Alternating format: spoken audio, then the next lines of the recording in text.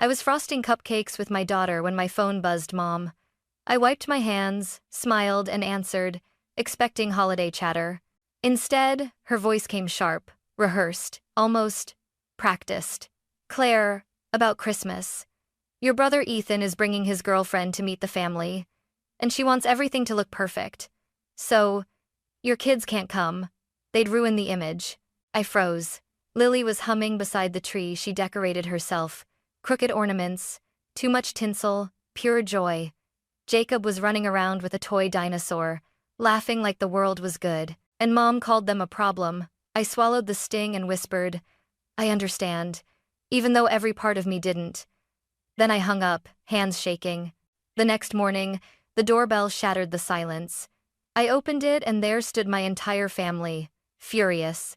And Ethan's girlfriend looked me dead in the eye and said, So, you're Claire, the messy one.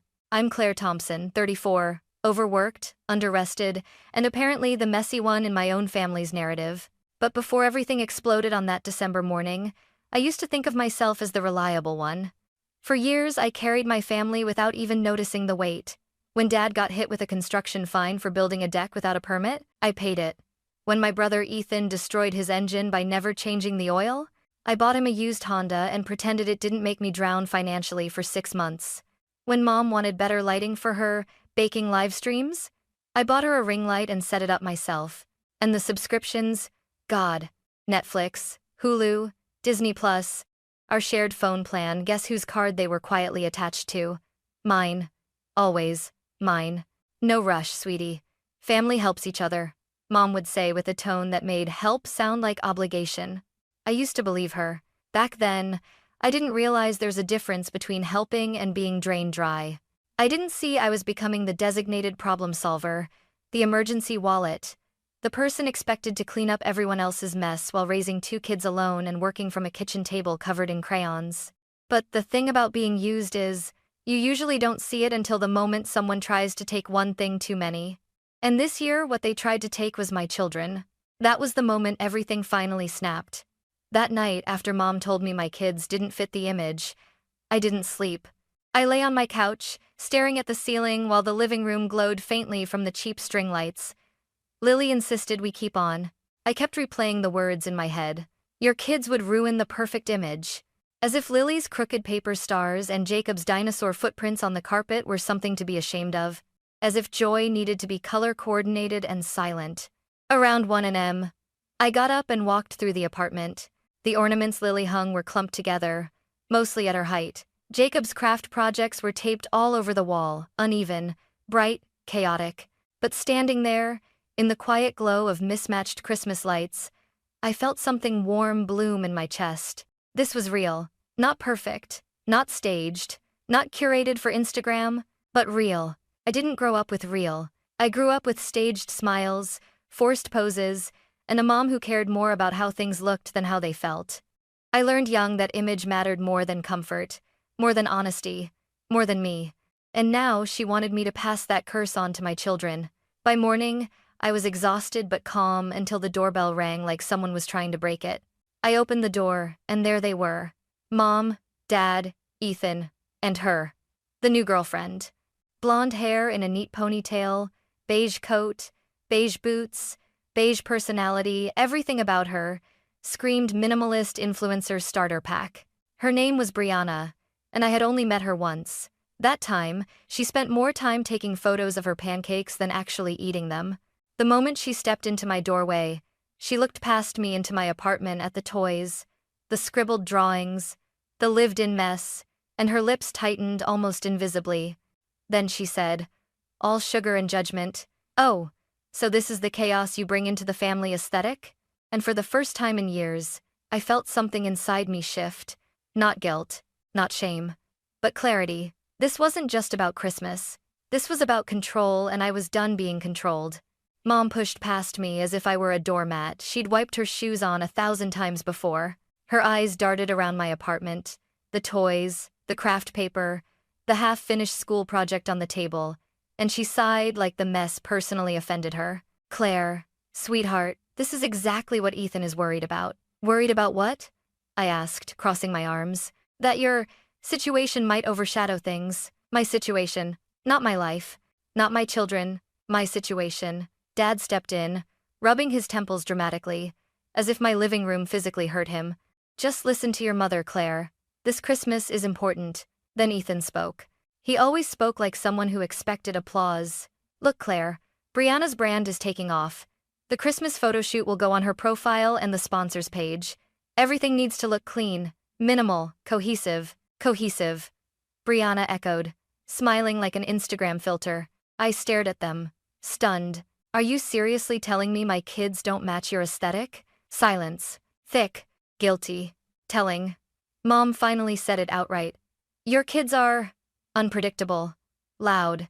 They could ruin the atmosphere. The content. Ethan and Brianna want this to be perfect. I laughed, a short, sharp sound I didn't recognize. And what does perfect mean? Beige? Silent? Sanitized? Brianna lifted her phone and casually scrolled, uninterested in appearing polite. Children grab things, make noise, they smear frosting. They cry suddenly, she said. That's not the look we're going for. The look you're going for? My voice rose. Since when did Christmas become a branding opportunity? Ethan rolled his eyes. You wouldn't get it. You've been stuck. Meanwhile, Brianna and I are building something. I stepped forward. And you want me to erase my kids so your Instagram grid looks cleaner? No one answered. Mom just sighed and said something she would regret later. Claire, for once in your life, stop being difficult and just fall in line. My jaw clenched. Fall in line. That was my childhood. That was my 20s. That was every favor, every bill, every emergency they dumped into my lap. And they still wanted me to fall in line, even if it meant letting my own children be treated like shameful clutter. I looked each of them in the eye and said, no, I'm not doing this. But the storm had only just begun. For a second, everyone froze like my no wasn't a word they recognized. Then Mom recovered first. She always did. She clasped her hands in front of her chest and let out a trembling breath. It was her signature performance, the wounded mother act. Claire, you made me feel terrible last night, she said softly, as if I'd personally set fire to her house. I couldn't sleep. I tossed and turned, thinking, why is my daughter always so combative? I blinked. You uninvited my children to Christmas. Don't be dramatic, she snapped. We simply asked for a little flexibility. Dad stepped forward, his tone heavy with fake disappointment. Claire, family requires communication, compromise. You can't always be so withholding. Withholding? I almost laughed. I opened my mouth, but Ethan cut in, gesturing like he was pitching a business plan. Look, it's one Christmas. Brianna lined up a photographer, a stylist, the whole thing. It's our shot to build momentum. Kids would just ruin the vibe. Brianna nodded, as if this were the most reasonable thing in the world. We can do a kid-friendly day after New Year's, she offered. Something low-key, meaning unimportant, meaning not worth photographing.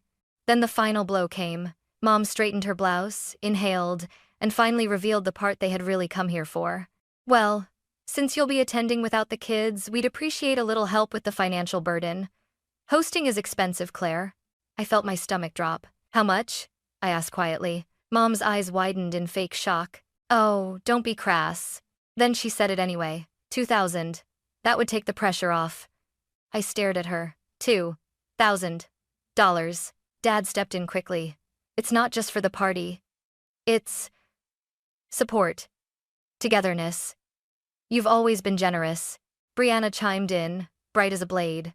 And of course, you'd only join us if you come alone. The energy needs to stay clean.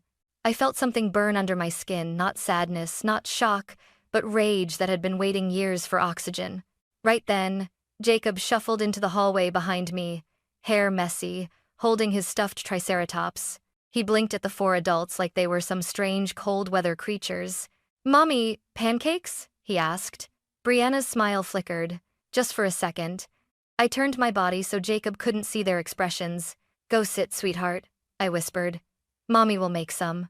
He nodded and ran back toward the kitchen. When I faced my family again, everything in me had crystallized.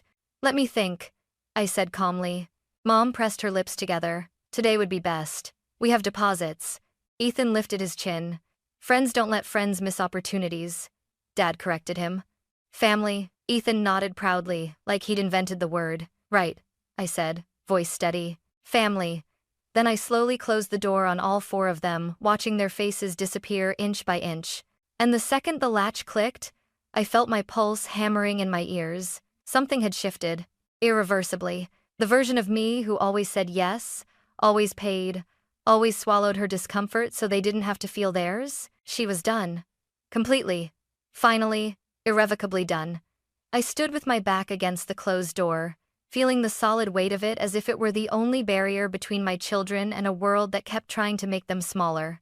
Inside the kitchen, Jacob was banging a spoon against the table. Lily was humming slightly off-key. As always, it was messy, loud, alive. Exactly everything my family hated. My phone buzzed. Family group chat, Thompson immediate. Mom renamed it last year right after I paid Dad's overdue tax bill. Mom, Claire, please don't be difficult. Dad, we need a decision by 3. Ethan, Venmo is fine. Photographer needs confirmation. Brianna, sending inspo. 3 beige squares appeared, a white tablecloth, bleached pine cones, candles arranged like a sterile altar. I stared at them, then opened my photo album, the folder I called receipts. Not out of spite, out of survival. Screenshots of every emergency I'd covered, every bill, every temporary subscription, every stolen login, every late-night expense they never paid back, a whole history of being drained. I selected 12 images, a collage of truth, and dropped them into the group. Me. Just a reminder. Mom replied in 8 seconds. Mom. Tacky. Ethan. We said we'd pay you back. Dad. Family doesn't nickel and dime. Brianna. Money as leverage over family is not the vibe. I felt something in me ignite. Me. You also said that about the car, the phone plan, the Adobe charges, the photo equipment. Me. Funny how none of it got paid. Dots appeared, stopped, appeared again, stopped again. Then Mom called. I declined. She texted instead. Mom, you're blowing this out of proportion. Be an adult. Me. I am. And here's what changes now. I typed slowly, deliberately, each sentence a boundary I should have set years ago. I'm removing you from my phone plan at the end of this cycle. I'm changing my Adobe password. Streaming accounts will be logged out today. I won't fund any event my kids are excluded from. Any unauthorized charge on my business card will be reported as fraud. Then I hit send. Silence exploded. Then, Dad, this is hostile, Claire. Mom, your children will hear about this. Ethan, you're ruining Christmas over $2,000? I stared at Lily, dusted in flour, and Jacob, who'd now created a syrup lake on his plate. No, money wasn't the problem. Me. I'm protecting them. Me. And myself. The doorbell rang again. Violent. Impatient. Like someone trying to break their way back in. I walked toward it slowly, pulse pounding. On the other side stood my entire family, angrier than before, colder than the winter air around them, and I realized something monumental. They weren't shocked that I finally said no. They were shocked that I meant it. When I opened the door, winter wind sliced into the apartment sharp, freezing, nothing compared to the cold on my family's faces. Mom didn't wait a second. Claire, this behavior is unacceptable. Behavior. As if I were a child throwing a tantrum, not a mother defending her kids. Dad folded his arms. You need to apologize. Right now. For what? I asked. For refusing to pay for a holiday I'm not allowed to bring my children to? For your attitude, he snapped. Then Ethan stepped forward, jaw tight.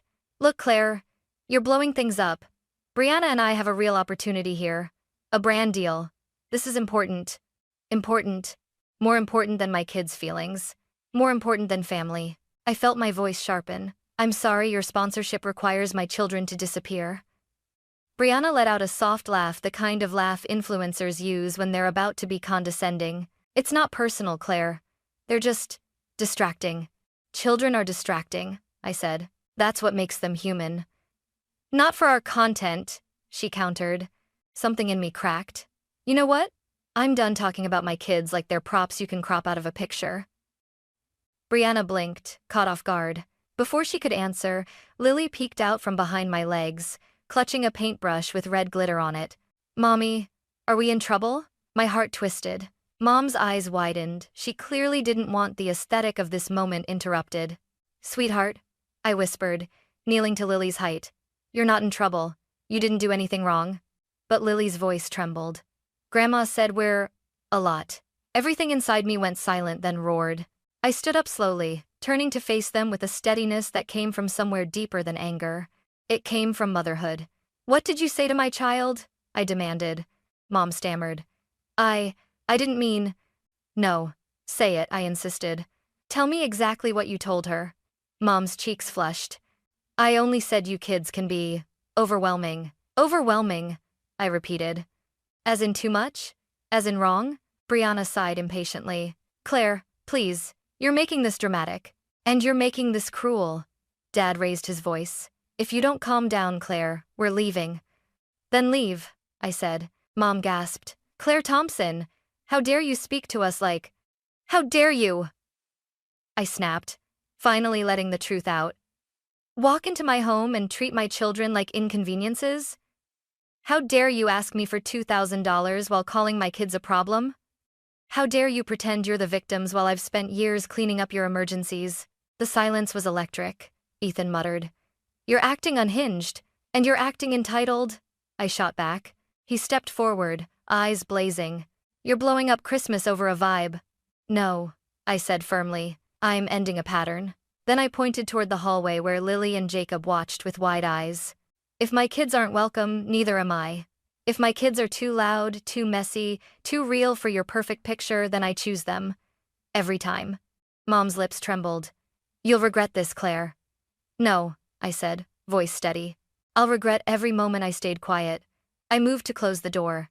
Dad tried one last guilt trip. "Think of the bigger picture." "I am," I said, "and it's not beige." Then I shut the door, not slamming, not screaming, just closing it with a finality that shook the room. Inside, the apartment felt warm again. Not perfect, but ours. And for the first time in years, I let myself breathe deeply, freely. Because the war wasn't over, but I had finally chosen my side. After the door clicked shut, the apartment felt strangely quiet, not empty, but peaceful. Like the air was finally mine again. I stood there for a long moment, forehead resting against the wood, feeling my heartbeat slow. Inside the kitchen, Jacob was humming some dinosaur song he'd made up himself. Lily was quietly sweeping glitter into a crooked pile. They were watching me, waiting for my reaction, trying to figure out if they had caused any of this. I forced a smile, pushing away the ache in my throat. "Who wants pancakes?" I asked. Jacob's cheer was instant, loud, messy, joyful. The exact thing my family wanted me to cut out of the picture. We cooked together, the three of us. Flour everywhere, chocolate chips on the floor, a pancake shaped like— I want to say a star, but honestly it looked like a deflated balloon. And yet, I had never felt more certain. This was our Christmas, and it was enough. More than enough. Around noon, as we were building a blanket fort, my phone buzzed again. "Dad, phones aren't working. Did you cut us off already?" I frowned. I hadn't touched the plan yet. I called the phone provider, and the representative calmly explained, "Someone attempted to upgrade an iPhone using your account at 3 a.m. It triggered a SIM transfer." 3 a.m. "Ethan, it had to be." The rep asked to confirm the shipping address. Sure enough, his apartment. I canceled the order and locked the account to owner only. Then I sent a screenshot into the group chat. "Me, nice try," Ethan replied with a single vomiting emoji. "Mom, Claire, this is petty. Dad, we raised you better than this." No, they hadn't. They raised me to be convenient. I turned off notifications. Around 3 p.m., it happened again, another knock. But this one wasn't frantic like before. It was soft, tentative. I opened the door to find my Aunt Linda, Mom's quiet sister, the one relative who never asked me for anything and always brought store-bought cookies because she didn't have the patience for baking. She held a small paper bag. "I told your mother she was out of line," she said, by way of greeting. Then she stepped inside like she belonged. Lily and Jacob ran to her immediately. They loved Aunt Linda's chaotic energy. She handed them each a gingerbread man and whispered, "Don't tell your grandma these are from the supermarket." I laughed, actually laughed. Linda pulled me aside and lowered her voice. "You're doing the right thing," she said. "Your mother is having a meltdown because she lost control, not because she's hurt." My eyes burned, and I blinked quickly. She squeezed my arm. You protect those babies. The rest of them can deal with the consequences. She stayed for almost an hour helping with crafts, telling ridiculous stories, listening without offering unsolicited advice. And when she left, she looked back at me with something I hadn't felt from a family member in a long time. Respect. That night, after the kids fell asleep tangled together on Lily's bed, I sat at the kitchen table with a notebook and opened my laptop. It was time to reclaim the rest of my life. I made a new business bank account, transferred everything out, closed the old card, the one Ethan kept, accidentally using thanks to saved autofill. I froze my credit. I removed everyone from the phone plan and sent a step-by-step screenshot guide. Mom replied, "We can't figure this out." Me, "Yes, you can." Dad, "We're old, Claire." Me, "You're capable." They didn't respond again. I put all borrowed or temporarily left behind items, the ring light, the spare iPad, Ethan's camera, Brianna's tripod into a trash bag. Then I drove it to my parents' porch, left it there, and attached a note. "Returning your things. Please return my peace." For once, I wasn't scared of their reaction. For once, I felt free. Later, in the stillness, I created a private folder on my laptop. Clarity. Not revenge. Not ammunition. Just every screenshot, every charge, every message that proved I wasn't imagining the pattern. When I finished, I closed the laptop and exhaled. In the living room, the tree lights blinked unevenly. The paper snowflakes looked more like amoebas. The stockings weren't coordinated. The whole apartment was a disaster, and it was perfect. Finally, wonderfully perfect. Because for the first time in my life, Christmas wasn't a performance. It was ours. Christmas morning arrived quietly, no alarms, no obligations, no pretending. At 6:12 a.m., Lily shook me awake, whisper, shouting, "Mom, Mom, Mom, it's snowing." It wasn't much, thin flakes floating sideways, melting the second they touched the ground. But to my kids, it was magic. We ran outside in boots and pajamas. Jacob licked a snowflake off his sleeve and declared, "It tastes like toothpaste." I laughed so hard I nearly slipped. We made cinnamon rolls that came out uneven and slightly burnt. We opened presents at our own pace.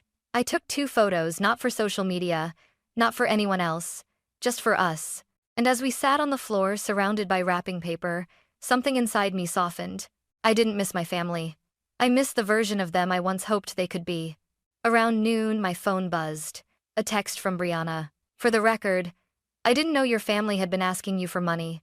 I shouldn't have made that image comment." I panicked, and I'm rethinking some things. I stared at the screen for a long moment. Not forgiveness, not friendship, just acknowledgement, something I'd never gotten from my own family. I typed 3 words. Good, so am I. 2 days later, Mom texted, "Sunday dinner? Let's talk this out." Dad followed, "Your mother misses the kids." I replied with a single condition. "We'll come for 1 hour. If anyone mentions image or money, we leave." No explanation. No apology. Just the rule. Dad responded, "Fine." We arrived at 3 p.m. sharp. Mom opened the door with a smile too tight to be real. The kind that says, "I rehearsed this for the past 48 hours. Claire from last month might have softened. But the Claire standing in her doorway now? She wasn't here to be molded." Mom knelt down to Lily and Jacob. And what came next actually surprised me. "I made a mistake," she said quietly. "Not you. Me. No, but." No justification. Just the sentence she owed them. My kids forgave her instantly, kids always do. They don't hold grudges, they hold truths. We stayed exactly 59 minutes, ate dry cookies, took home leftovers we actually wanted. And when Mom began hovering, about to slip back into old habits, asking about future vacations, budgets, holiday plans, I stood up, smiled, and said, "We're heading out." No tension. No explosion. Just boundaries steady as a heartbeat. That night, after putting the kids to bed, I opened the kitchen cabinet where we keep the bowls. Inside, taped to the wood, was the list I'd written the night everything broke. I don't pay to be treated badly. My kids are not negotiable. No is a complete sentence. Family is a verb. I read it like a prayer, because I finally meant every word. As I tucked Lily in, she blinked up at me and asked, "Mom, what's the moral of Christmas this year?" She always asked that, as if life were a story and I were the narrator. I thought of beige tablescapes, perfect images, pay now requests, paper snowflakes shaped like amoebas, Jacob's toothpaste snowflake. I brushed Lily's curls back and whispered, the moral is, love isn't a filter. It's messy, loud, real. And it never asks you to make yourself smaller to fit someone else's picture. She nodded like this was the most obvious truth in the world. Then we're keeping our paper chain up till March, she declared. Deal, I said. And as the lights dimmed, I stood in the doorway for a moment, letting the quiet settle around me. Not perfect, just ours. The Christmas where I finally chose us and lost absolutely nothing worth keeping.